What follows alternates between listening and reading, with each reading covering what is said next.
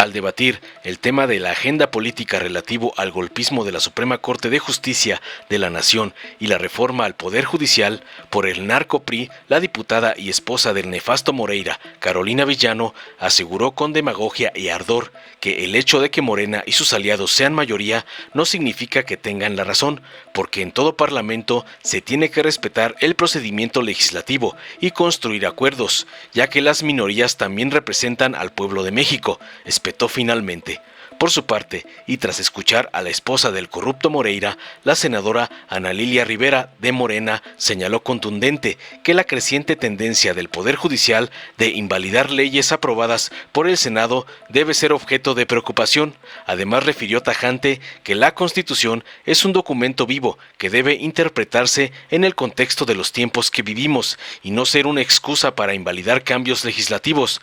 No puede haber transformación del país si no se transforman las instituciones, incluida la Suprema Corte, sentenció finalmente, poniendo en su lugar a la perdedora narcopriista. Veamos enseguida cómo la esposa del corrupto Moreira es humillada por la senadora Ana Lilia Rivera por ponerse del lado de la tremenda Corte, aliada del MACPRIAN. Con su permiso, presidente, el único jefe que tenemos es el pueblo de México. Dijo el presidente López Obrador el 15 de noviembre de 2019, nada por la fuerza, todo por la razón y el derecho. Y hay que honrarlo, realmente. El que sea mayoría no significa que tengan la razón.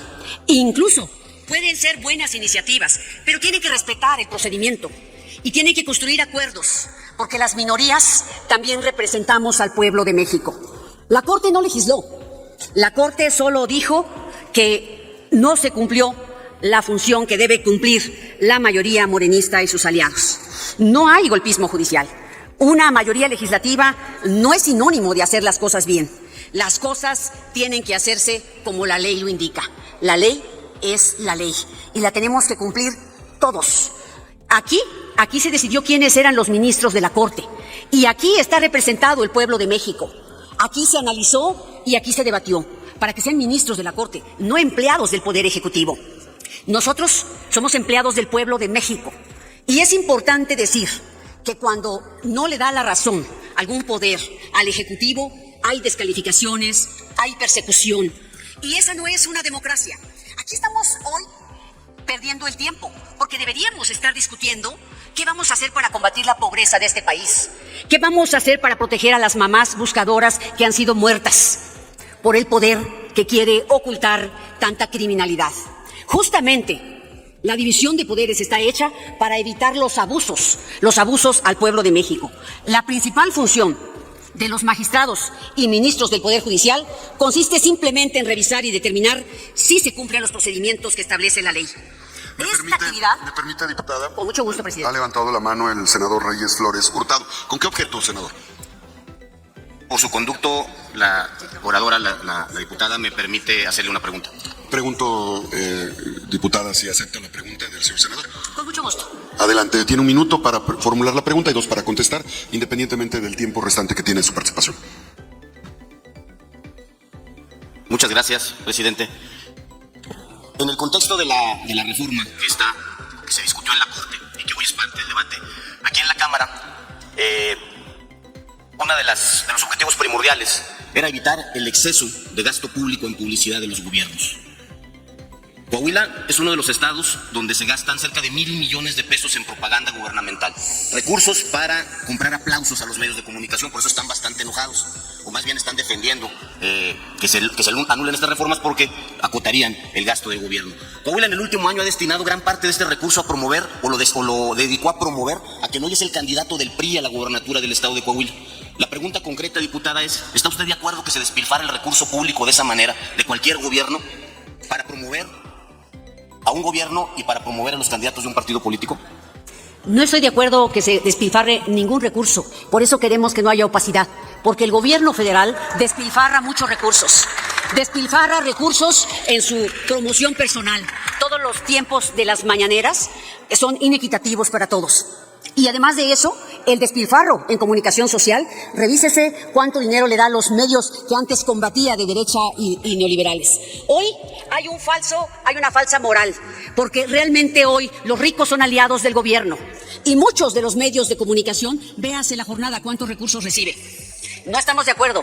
Y aquí no estamos discutiendo el fondo del asunto. El fondo lo debimos haber discutido cuando se discutieron las reformas. ¿Por qué van por la puerta de atrás si son mayoría y pueden hacer las cosas bien? ¿Sabe usted por qué? Porque no saben hacer las cosas bien. Porque son autoritarios. Porque no han aprendido. Porque no actúan como gobierno. Actúan desde el gobierno como su propia oposición. Por eso no podemos sacar las reformas que sí necesita el pueblo de México. Gracias, presidente. Tiene ahora, le resta un minuto para concluir. No, Gracias. 2 minutos para concluir su participación. 2 minutos. Adelante. Gracias, presidente. Así es que vamos a seguir viendo estos ataques desde Palacio Nacional a quienes se opongan al gobierno, a los periodistas, a los académicos, a los científicos, a los jueces, a los políticos, a quien sea que no esté de acuerdo con lo que diga el gobierno, con lo que dicte el jefe de ustedes. Somos representantes del pueblo de México. No somos empleados del Ejecutivo. Tampoco lo es el Poder Judicial Federal. Y yo reconozco en los ministros su valentía, pero sobre todo su probidad, porque hoy están interpretando la ley, no están haciendo política y nos dan la garantía de que podemos seguir viviendo en una república democrática. Así es que yo quiero decirle a la mayoría, ¿quiere que saquemos reformas relevantes para el pueblo de México? Sentémonos a dialogar, escuchen nuestros puntos de vista. No vayan a legislar al patio trasero, hay que legislar aquí por la transparencia y por la democracia. Gracias, presidente. Gracias. Con permiso de la mesa. Adelante. Honorable Asamblea, llamo al presidente, por favor, llame a orden a la Asamblea, porque no se permiten diálogos. No aprecia desorden esta presidencia. ¿Puede usted continuar, por favor? Gracias, presidente. Honorable Asamblea, mexicanas, mexicanos, malditos los que con sus palabras defienden al pueblo, pero con sus hechos los traicionan. Bendito tiempo el que nos ha tocado vivir a los hombres y a las mujeres que por mandato popular representamos el extraordinario movimiento de revolución de conciencias llamada Cuarta Transformación.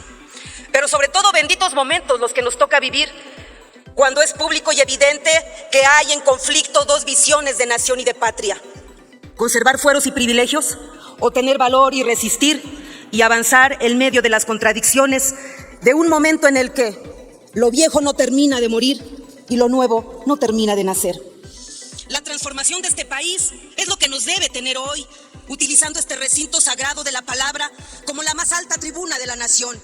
Las descalificaciones vanas, la histeria, los gritos que ofenden y degradan deberían convertirse en un discurso que atenta y discretamente pone como prioridad los intereses de la nación y del proyecto que representamos. Porque claro que el debate hoy es más que nunca evidente, porque no puede haber transformación de este país si no se transforman las instituciones. Contrario a la actitud complaciente de algunas personas, la creciente tendencia del Poder Judicial de la Federación a invalidar leyes aprobadas por esta soberanía es una cuestión que debería ser objeto de preocupación para todas y todos quienes tenemos un verdadero compromiso con México. En mi opinión, lo que estamos viviendo es un signo de debilitamiento de nuestra democracia y del Estado de Derecho ante el creciente poder de la juristocracia, pues parece que hoy más que nunca continúa vigente la milenaria interrogante de Juvenal: ¿quién custodia a los custodios? Comprendo que el Poder Judicial tiene la innegable competencia de ejercer control constitucional de las leyes, pero la Constitución es un documento vivo y debe interpretarse en el contexto de los tiempos en que vivimos, de modo que dicha competencia no debe ser una excusa para invalidar cambios normativos que, lejos de contravenir los fines de la Constitución, han sido aprobadas para ello en beneficio de la sociedad. Como representantes electos por el pueblo, es nuestra responsabilidad legislar en su nombre. Tomamos en cuenta los intereses y las necesidades de la sociedad y trabajamos juntos para crear las leyes que promuevan el bienestar común, particularmente quienes formamos parte de un movimiento que pugna por una auténtica transformación de la vida pública y que no trabajamos por intereses particulares, sino base en un compromiso adquirido en las urnas, donde nos comprometimos a cambiar el status quo de desigualdad y de injusticia que ha vivido México.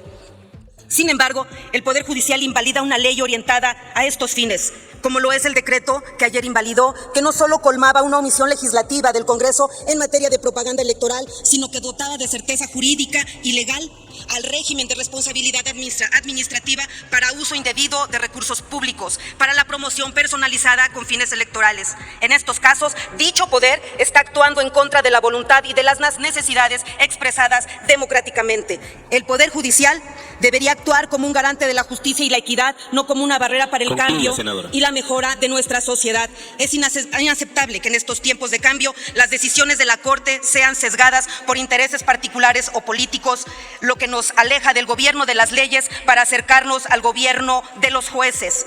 La Suprema Corte de Justicia está jugando con fuego, al convertirse cada día más en una facción política enfrentada al Ejecutivo y a la mayoría legislativa en vísperas de elecciones presidenciales. Le pregunto a la Suprema Corte, ¿qué pretende?